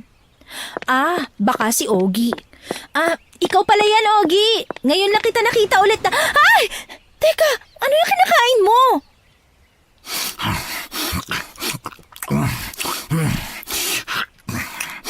Umalis ka na nga. Gusto kong kumain ng tahimik. Ano nangyayari sa'yo? Saan ka magaling? Parang gutom na gutom ka. Kabababa ko lang ng bundok, ha? Nagluluto ako ng uling sa taas ng bundok, di ba? Malamang pagod ako. Umalis ka na nga o baka gusto mo ikaw ang kainin ko, ha? Ha? Yung ganitong gutom na gutom ako, baka gusto mo ikaw ang pagpira-pirasuhin ko, ha? Paano mo nasasabi ang ganyang mga kadiring bagay? Sira ka talaga. Ako? Siraulo? Matagal na. At mas lalo ako nagiging siraulo kapag gutom na gutom ako pero may taong nangiistorbo sa akin. Ogie! Tia Riva! Tigilan mo na nga pananakot kay Nikki. Kumain ka na lang dyan at magpakabusog. Dumating pang isang pakialamera. Wala ba kayong alam na iluto kundi ang mga payat na manok? Hindi to sumasayad sa sigmura ko eh. Ano magagawa ko? Lang kaya ng budget ko eh. Ngayon sinusumbatan mo ako, ganun ba? Ha? Huwag ka nga magsalita ng ganyan sa nanay mo. Hoy, sampid! Huwag kang makialam dito. Wala kang pakialam. Away to ng mag-ina. Hindi ka dapat ganyan makipag-usap sa nanay mo. Mabuti ka nga may nanay ka pa tapos ganyan mo lang bastusin. Tapos ano gagawin ko? Umiyak? Ano, gusto mo tumambling ako sa tuwa kasi may nanay pa ako? Wala kang alam sa amin kaya manahimik ka na lang. Grabe talagang ugali mo. Pangit na nga ang panlabas mo, pati sa panloob pangit din. Ibagay mo naman minsan. Baloko ka talaga. Gusto mong makatikim ha? Ogie, tumigil ka nga. Mas bata yan sa'yo, pinapatulan mo. Teka, ano yan? Bakit may sugat ka sa likod? Nikki, pumunta na sa baryo niyo ang kapatid at tatay mo. Pinasasabi ni Vince na sumunod ka na lang daw doon. Tia Riva, ano po nangyari sa kanya? Pakialam mo ba? Bakit kailangan mo malaman? Dahil nagkasugat din ang aswang na sumugod sa amin kagabi. Anong gusto mong palabasin ha? Na ako ang aswang? Hindi yun ang ibig ko sabihin. Nikki, umalis ka na muna. Mainit ang ulo ni Ogie. Huwag mo nang sabayan. Masama po bang magtanong? Gusto ko lang malaman kung bakit may sugat siya. Ako ba talaga iniinis mo? Gusto mo ba talagang malaman kung bakit ako may sugat ha? Sige, sasabihin ko. Ano ba, Ogie? Tumahimik ka na nga! Ay, nakikiusap ako, Nikki. Umalis ka na muna. Sige na. Bago ako umalis, tiningnan ko pa si Ogie. Napakurap talaga ako hukom nang makita na nagpalit ng kulay ang mga mata niya. Mula sa itim ay naging pula ito. Pero pagkurap ko ay bumalik ito sa pagiging itim. Nagtataka talaga ako sa nakita. Doon ako nagkaroon ng pagdududa kaya imbis na dumiretso sa baryo namin, pumunta ako sa bahay ng albularya. Madali lang naman makapunta sa baryo namin. Mataas na tulay lang naman ang nagdudugtong sa mga baryo. Kumatok ako sa bahay ni Ate Shaira. Ngumiti siya nang pagbuksan niya ako. Pasok ka. Ate Shaira, sinadya kita rito dahil kailangan ko ng tulong mo. Handa akong tumulong sa abot na makakaya ko. Ano ba yon? May hinala ako kung sino ang aswang. May hinala ka na? Aba, Magaling ka pala. Baka pwede niyo po akong tulungan. Kailangan po namin ng panlaban sa aswang. Matutulungan naman kita. Bukod sa asin at bawang, pahihiramin kita ng buntot pagi kung gusto mo. Ate Shaira, makakatulong yan. Salamat. Pero alam mo ang pinakamabisa? Itong holy water at rosaryo. Wisikan mo lang siya, siguradong masasaktan siya, kahit ang asin ay epektibo rin. Ibibigay mo lang sa akin? Oo naman, magsaboy ka rin pala ng asin sa paligid ng bahay para hindi kayo pasukin. Alam mo, Dumaan na rin dito ang tatay mo kanina. Tinanong ko nga kung bakit hindi ka kasama. Ang sabi, tulog ka pa raw. Oo, kagigising ko lang eh. Hindi ka ba binigyan ng mga pangontra ni Aling Riva? Anong ibig mo sabihin? Tinanong ko rin ito sa tatay mo, pero alam mo bang dating albularya si Aling Riva? Ha? Totoo yun. Kasama siya ng lolo ko noon kapag pumupunta sila sa mga liblib na lugar upang manggamot. Kung dati siyang albularyo, bakit wala siyang mga pangontra sa loob ng bahay? Wala nga rin siyang asin at bawang sa bahay eh. Dapat dun pa lang nagtaka na kayo. Kahit saan kang bahay pumunta, may mga asin ng mga tao. Maliban na lang kung aswang ang kasama niyo sa bahay. Alam kong may asin siya sa loob ng bahay dahil nakikita ko pa siya nagtitimpla ng pagkain para sa amin. Pero nawala yun nung sugurin kami ng aswang. At saka may isa pa akong napansin kaya humihingi ako ng tulong sa'yo. Ano yun? Kagabi, nang sumugod ang aswang sa bahay namin, nasugatan siya ni tatay sa likod. Si Tia Riva, pinagtaasan niya ng boses si tatay. Nagalit siya dahil nasaksak ang aswang. Ano? Nakakapagtaka naman yun. Nagtaka nga rin ako kasi bakit naman siya magagalit sinaktan na rin siya ng aswang. Dapat nga matuwa pa siya, di ba? Magagalit ka lang kung ang aswang ay kilala mo. Yun din ang nasa isip ko. Dumagdag pa nang makita kong may sugat din sa likod ng anak niya si Ogie. Tama nga ang hinala ko. Aswang si Ogie. Matagal ko nang pinaghihinalaan yan pero wala lang akong ebidensya. Nagiging salot na ang aswang na yan sa baryo namin. Matanda, bata, buntis, lahat nilalapan ng harimudo na yon. Pero wisyo na siya. Kailangan na niyang matigil sa ginagawa niya. Anong pwede namin gawin? Tutulungan ko kayong mahuli ang aswang. Sinunod ko ang mga payo ni Ate Shaira. Kinuha ko rin ang mga pangontra na ibinigay niya. Tinago ko yun kay Tia Riva. Pinakita ko rin sa kanyang nagsaboy ako ng asin sa paligid ng bahay. Ilang minuto pa, narinig ko si Tia Riva na winawalis yung asin palayo sa bahay. Doon lalo akong nakatunog na may kakaiba talaga sa mga kilos niya. Kinagabihan, niyaya niya kaming kumain pero sinadya naming tumanggi. Bago kami umuwi, kumain na kami. Naghanda na kami kung sakaling dumating ang aswang. Tatay, si Tia Riva, winalis at tinanggal ang asin. Winalis? Bakit naman niya wawalisin? Nakakapagtaka, hindi po ba? Bakit ganun ang reaksyon niya? Pati ang bawang sa lamesa tinanggal niya. Huwag muna tayong manghusga ha. Baka hindi niya alam na may pangontra tayong nilagay. Pero po pati ang mga pangontrang nilagay natin sa pintuan, inalis din po niya kahit na sinabi kong pangontra yun sa aswang. Bakit naman niya tatanggalin? Tatay, kanina ko pa po sinasabi na baka nga si Ogie ang aswang. Alam kong mainis ka kay Ogie ha, pero huwag kang mambibintang muna anak. Paano hindi ako mambibintang nakita ko pong may sugat si Ogie kagaya ng pagkakasaksak mo sa aswang. Bago pa po yun, nakita namin siyang kumakain ng hilaw na karne ni Yanyan. Hindi ba Yanyan? Ay, hindi ko po alam. Anong hindi mo alam? Nakita natin siya nun, di ba? Inalok ka pa nga ng pagkain tapos tumulo yung dugo. Pero sabi po kasi niya ketchup yun Bakit pa naniniwala ka sa kanya? Halata namang dugo yun. Huwag mo nang pagalitan. Alam mo bata pa yan. Isa pa, bakit ngayon mo lang sinabi kung dati pa palang nangyayari yan? Kasi po... Tumigil ka na, Nikki. Baka marinig ka pa ni Riva. Baka isipin nun wala tayong utang na loob. Ayusin mo na mga gamit natin bukas ha. Lilipat na tayo sa bahay. Opo, tatay. Tay, gusto ko lang itanong. Alam po ba ninyo na dating albularyo Tia Riva? At sino naman ang nagsabi niyan? Sabi po ni Ate Shaira. Yung albularya na tumulong sa atin? Opo. Ay nako, sa totoo lang ay wala akong alam sa kung ano ang nakaraan ni Riva. Dahil ang kaibigan niya ay ang nanay mo at hindi ako. Kaunti lang ang nalalaman ko. Siguro sa kanya mo na lang itanong. Hukom, nag-asikaso na ako ng mga gamit. Ang mga malinis at madumi ay pinaghiwalay namin. Kaunti lang naman ang mga gamit kaya madali lang namin itong mabibitbit. Habang nag-aasikaso, nakarinig ako ng sigaw. Nagkatinginan kami ni tatay. Bago siya lumabas, inabot ko sa kanya ang buntot pagi na ibinigay ni Ate Shaira. Nalaman kong binigyan siya ng patalim ng albularya kaya nagpalit na lang kami. Mga anak, dito lang kayo ha. Huwag kayong lalabas. Opo, Tay. Tatay, Yan, dumito ka muna. Huwag kang lalabas, ha? pero paano si tatay, ate? Hindi ka talaga nakikinig, no? Sabi niya, dito lang daw tayo at huwag lalabas. Baka kung anong mangyari kay tatay, ate. Kapag lumabas ka, ano maidudulot nun kay tatay? Isa, yan! Oh, kainis talagang bata. Pasaway talaga.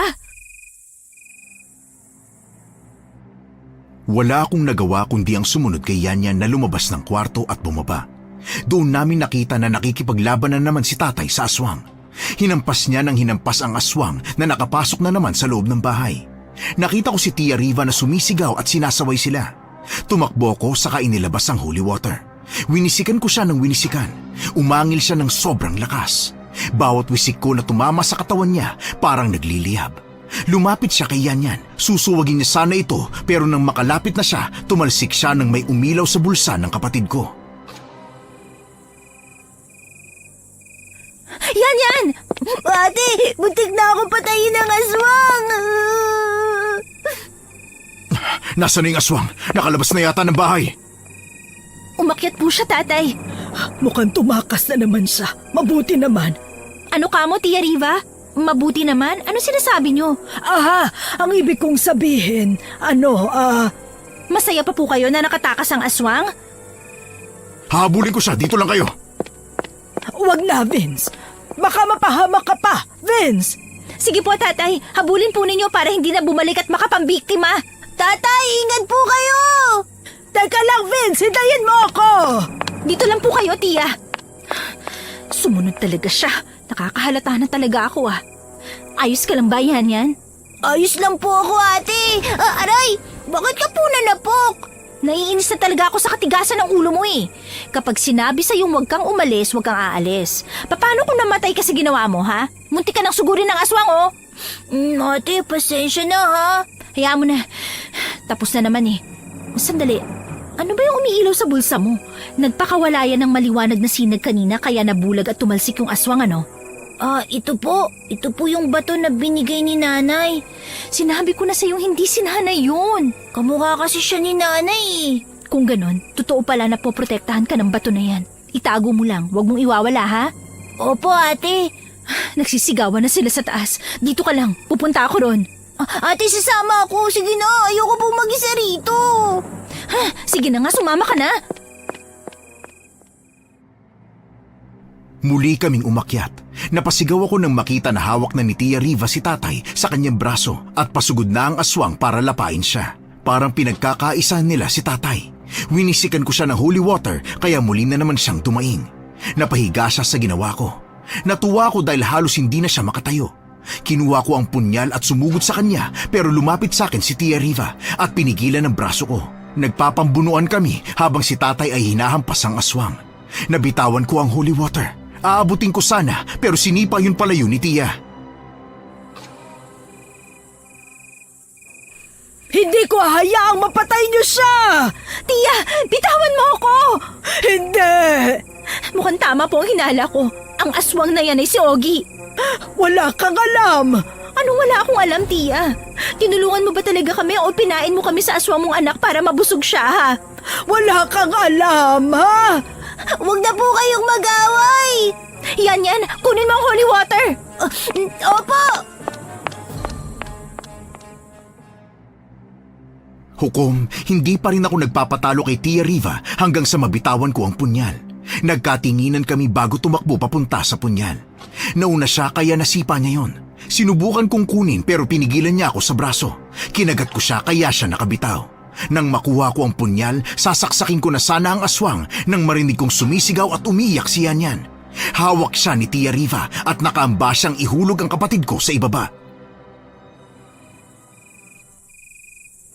Sige, subukan yung saktan ng anak ko. Ilalaglag ko siya. Tatay! Ate! Yanyan! Yan! Pakawalan niyo ang anak ko. Bumalik na ang aswang sa tunay niyang anyo. Tama nga ako, si Ogie talaga ang aswang. Pinain mo kami para maging pagkain ng anak mo. Totoo palang sinabi ni Nikki. Paano mo nagawa sa amin to? Maniwala ka sa akin, Vince. Hindi totoong gusto ko kayong ipakain sa anak ko. Kung yun talaga ang gusto ko, bakit pa kayo nagtagal sa bahay? Nanay... Ogie, lumapit ka kay nanay. Bilisan mo! Nagbalik na sa anyong tao ang aswang na si Ogie. Gusto ko sana siyang pigilan nang gumapang siya papalapit kay Tia Riva, pero pinigilan ako ni tatay. Nang lumingon ako ay umiling siya. Puro sugat at lapnos ang kanyang anak. Nanay, pasensya na. Pasaway talaga ako. Parang hindi na po ako magtatagal. Dito ka lang sa tabi ko, anak. Hindi, magtatagal ka pa. Gagawa tayo ng paraan para mabuhay ka pa ng matagal. Yung hindi mo kailangan pumatay ng mga tao para mabuhay. Hahanap tayo ng solusyon, ha? Nanay, ibigay mo sa amin si Yan. Yan. Tumakbo ka na sa kanila. Ang sama mo! Yan, anak. Yan. Huwag ka nang aalis sa tabi ko, ha? Makinig muna kayo bago nyo kami husgahan. Hindi naman talaga aswang noon ang anak ko. Naging aswang lang siya nang may piritay na pumunta sa bahay at sinumpa siya. Kung totoo yan, hindi po ba dati kayong albularya? Bakit hindi niyo siya pinagaling? Hindi yun ganun kadali. Ang pagiging aswang dulot ng sumpa ng piritay o mga engkanto ay hindi napapagaling kaagad. Walang lunas para maging tao ulit siya. Alam kong para sa inyo masamang tao siya, pero ang totoo mapagbiro lang talaga siya. Hindi namin intensyong masaktan kayo. Kaya nga lang, kapag nagaan yung aswang siya, hindi na niya makontrol ang sarili niya. Hindi na siya nakakakilala. Hindi niyo alam kung gaano kasakit sa isang ina na makitang nagdurusa ang anak niya. Gusto kitang intindihin, Riva, pero hindi pa rin yung dahilan para ilihim mo ito sa amin. Pinipigilan mo pa kaming umalis ng bahay ninyo na parang gusto mo talaga makasagupa kami ng aswang. Dahil hindi pa naman tapos ang bahay niyo, paano kung tulog kayo ay bigla siyang sumugod? Pasensya na kayo sa akin. Ayoko rin naman maging aswang eh. Hirap na rin ako. Pero wala akong magawa. Wala akong magawa talaga. Kasalanan to ng piritay na yun eh. Ano ba nangyari? Kung ganun, ano bang gusto mong gawin namin? Tinalikuran ko na ang pagiging albularya. Matagal na panahon na kaya wala rin akong alam kung paano tulungan ang anak ko. Nang maaksidente ako nawala sa memorya ko ang mga paraan ng ritual, maging ang kapangyarihang kumukonekta sa mga espiritu at mga diwata. Kalimutan na natin ang pag-aaway na ito. Tatay, anong kalimutan? Paano kung atakihin ulit tayo? Baka nakakalimutan mong may utang na loob tayo kay Riva. Magpasalamat pa rin tayo sa kanya at kung kailangan nila ng tulong, dapat handa tayong tumulong. Hukom, nung gabing yun, pumunta kami kay Ate Shaira. Nagulat pa siya nang makita kaming lahat. Ikunento namin ang mga nangyari. Tinanggap naman niya kami at pinapasok sa bahay niya. Ginamot niya si tatay at saka si Ogie. Nagsimula siyang magtawas para malaman kung anong solusyon sa problema nilang mag-ina. Nang matapos siya ay binatukan niya si Ogie. Aray! Bakit ka ba nang bamatok? Kasalanan mo kung bakit ka sinumpa ng piritay. Bakit, Shaira? Ano ba nangyari? Itong anak nyo, hindi ba at nag-uuling? Oo. Naputol niya ang lagusan ng mga piritay noon. Saktong palabas ang piritay na nag-anyong tao, tapos ay nadaganan siya ng natumbang puno. Imbis na tulungan niya, sinabihan pa niyang tatanga-tanga at pinagtawanan pa. Iniwan niyang sugatan ng piritay. Ogie, totoo ba yun? Kaya naman pala, walang dudang ganun ang ginawa sa'yo. Kada magpuputol siya ng puno, nawawala siya sa sarili at nagsasaan yung aswang. Yun pala ang dahilan kung bakit niya ako pinarusahan. Gusto kong humingi ng tawad sa kanya. Anong pwede kong gawin? Pupunta tayo sa gubat para makipag-usap. Magsasagawa ako ng ritual para makausap natin siya, pero hindi ako makakasiguro kung maibabalikan niya sa dati. Hukom, wala na kaming sinayang na oras. Madaling araw na pero naglakad kami sa kagubatan. Dahil sa dilim, nahirapan kaming mahanap ang lagusan na sinasabi niya. Ate Shaira, kanina pa po tayo naglalakbay pero hindi pa natin nahahanap ang lagusan. Nakarating na kami ron. Nakalimutan ko lang kung nasaan. Sandali, ano yung nagliliwanag sa bulsa ng shorts mo, Yan Yan? Ito po ba? Bato po ito galing sa gintong baryo. Pwedeng mahiram? Magagamit natin yan para makarating sa lagusan. Ito po. Dinasala ni Ate Shaira ang bato. Nagliwanag ito at nagulat ako nang lumutang ang bato. Nagbigay yun ng maliwanag na sinag. Doon ko nakita na may nagliliwanag din sa paligid. Gumagawa ito ng direksyon patungo sa kung saan. Sinundan namin yun at narating ang lagusan. Agad na nagritual si Ate Shaira at nakausap niya ang piritay.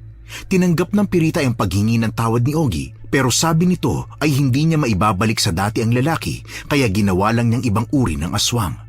Isang gabunan. Ang mga gabunan daw ay kakain lang ng hilaw na hayop isang beses sa isang taon at hindi maaapektuhan ng araw o apoy kaya mas maayos siyang makakapamuhay. Pagkatapos nun hukom ay nakabalik na kami ng maayos. Nagkapatawaran na rin ang mga pamilya namin lalo pa at may utang na loob kami sa kanila. Nakabalik na rin kami sa sarili naming bahay. Sa tulong ng gobyerno, binigyan nila si Yan Yan ng school supplies para magamit sa kanyang pag-aaral. Hukom, Your Honors, natutunan ko na hindi dapat natin husgaan ang tao hanggat hindi natin nalalaman ang buong kwento. Maaaring naging masama sila, ngunit dapat nating tanungin ano ba ang dahilan kung bakit sila naging masama. Walang taong ipinanganak na masama. Bawat tao ay may masalimuot na nakaraan. Ngunit imbis na ating husgahan, dapat natin silang tulungan.